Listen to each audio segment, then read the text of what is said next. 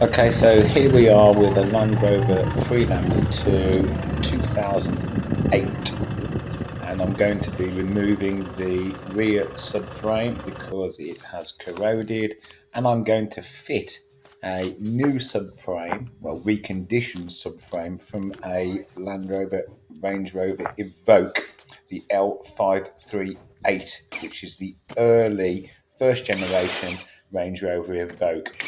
It's the all-wheel drive version that was produced between 2011 and 2013. There are some subtle differences between these two subframes. I will discuss this later. Okay, so there are a number of jobs that you need to carry out in order to remove the rear subframe.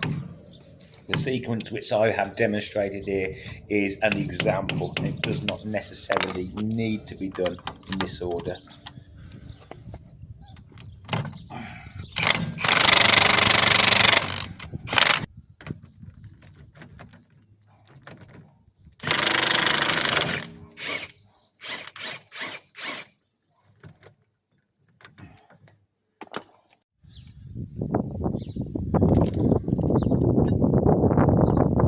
I chose to initially release the drive shafts from the hubs by removing the outside hub nuts, followed by releasing the suspension arms, and then lastly the trailing arm attachment to the hubs underneath.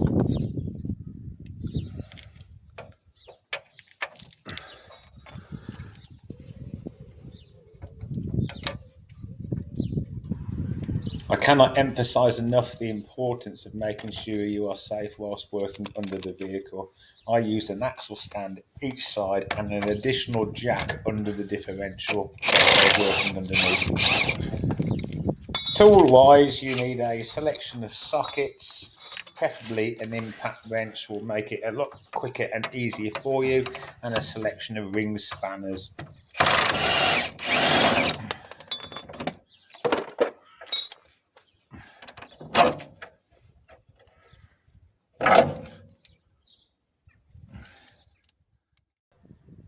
So for lower trailing arms, you want a 21 socket, preferably with an impact wrench, and a 24 ring spanner, which you will fit on the inside nut.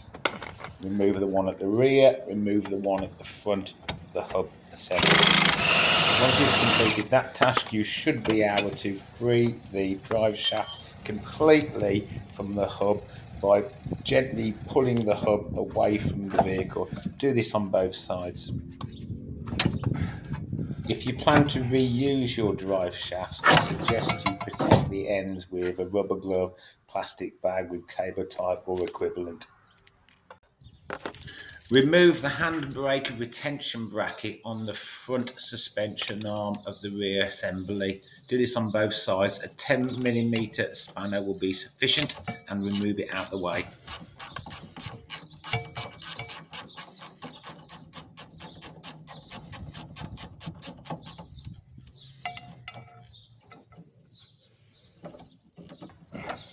To remove the exhaust, 15mm socket, spray the bolt up in advance, possibly a two-man job, and there are 3 rubber flexi mounts at the rear of the silencer to remove.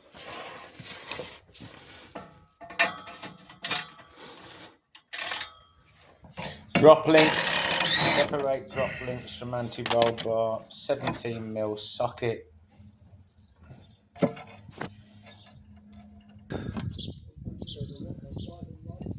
These are E10s, 6 of them.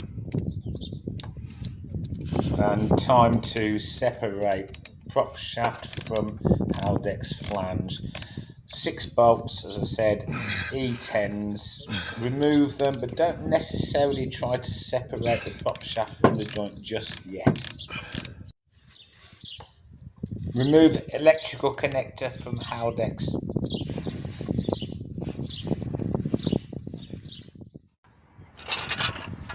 You can see that I am removing the subframe and the differential at the same time. You could, if you wanted to, take the differential out first, but it seemed more logical to take the whole lot out and separate later.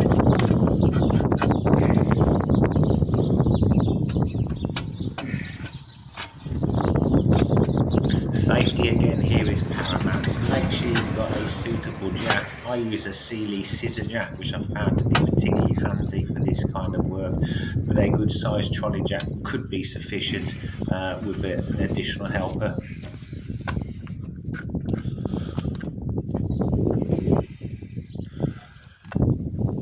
Jack up under the diff. Be sure to take the weight of the differential and the subframe before removing the 4 subframe bolts.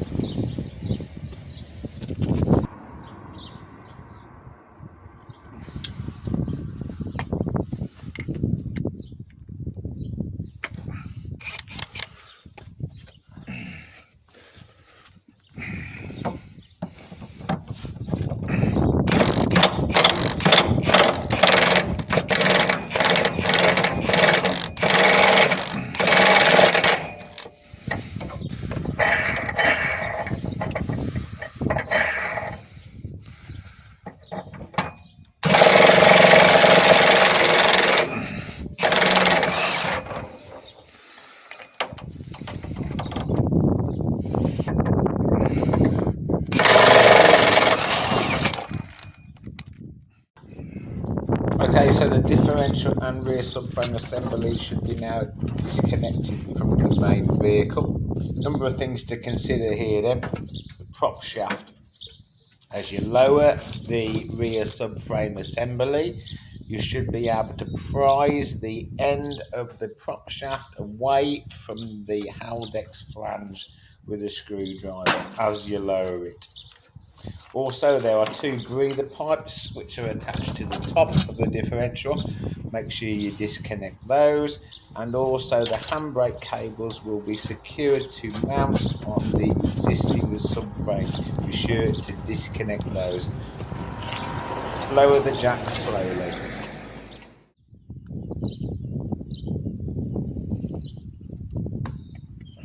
Okay, so the last step then before the T-brake then is to separate the differential from the subframe. Pretty straightforward stuff.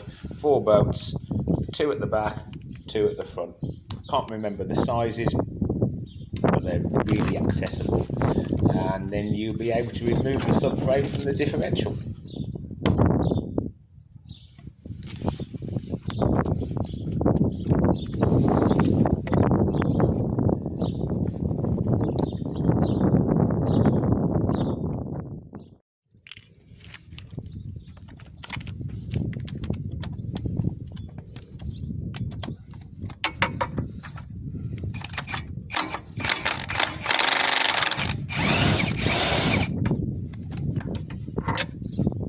So there you go. Pretty easy stuff to separate the differential from the subframe. 4 bolts, 2 to the back, 2 to the front of the subframe.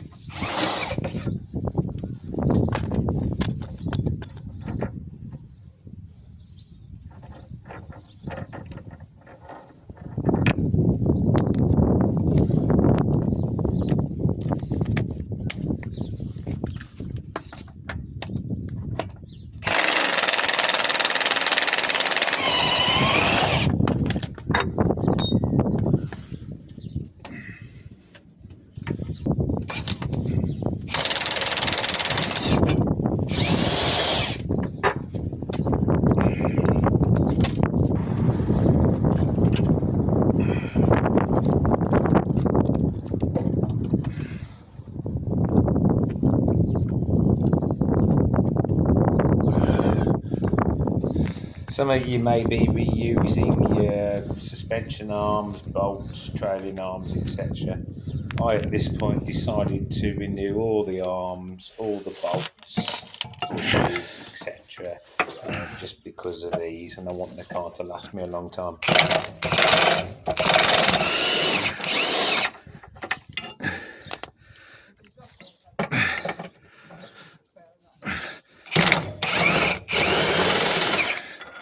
If you're going to remove your trailing arms, I did 3 bolts either side, pretty straightforward stuff. That then allows you access them for cleaning underneath, waxing, painting, etc. The full rear end of your Freelander too.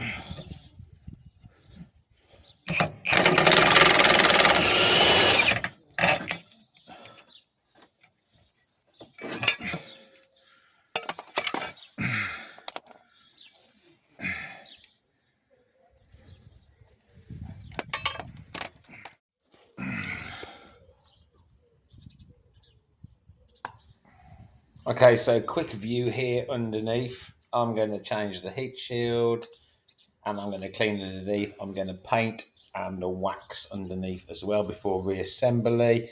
Note that I've covered up the Haldex electrical connector, put a little glove over the exhaust, and now I'm going to head underneath in my jet washer to start.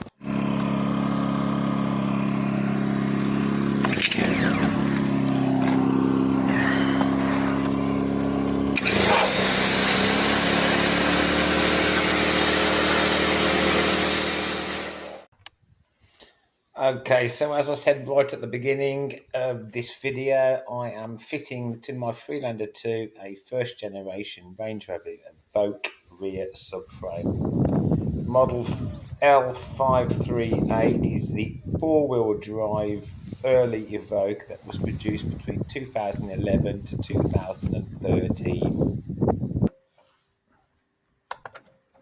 Early four-wheel drive Evoque subframes will fit the Freelander 2. There are subtle differences. Primarily, the control arm points are 15 millimeters higher on the Evoque than they are on the Freelander. This will introduce a minor camber difference, probably of around about 1.5 to 2 millimeters. The Evoque also introduced an electronic handbrake, so there are no handbrake mounts, which you need to craft a little. I'll show you that later. And also there is a torsion bar added to the rear end of the subframe on the Evoque.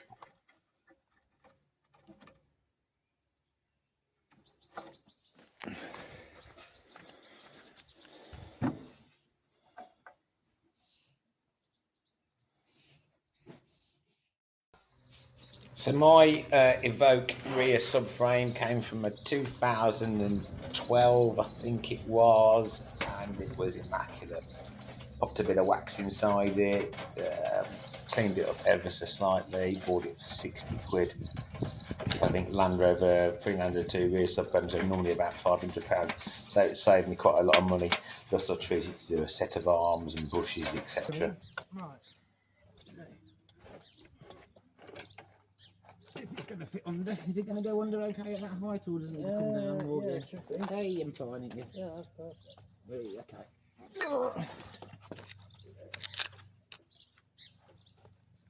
Bit over this way a bit. So, here we go. That's it then, oh. Reassembly, much more enjoyable, cleaner components.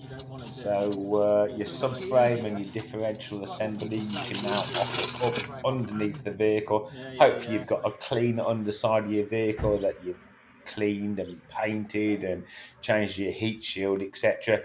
I used all new arms, all new bolts, all new drive shafts, just because I want the vehicle to last a long time. Don't forget the two breather pipes on top of the differential.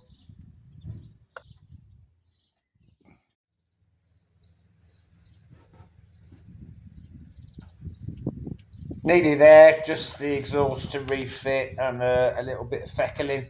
Got myself a Freelander that's going to last me a lot longer than I thought it was going to, and it's cost effective as well. Good luck with your vehicles. A couple of photographs coming up then now, just for reference purposes for you. Thanks for watching.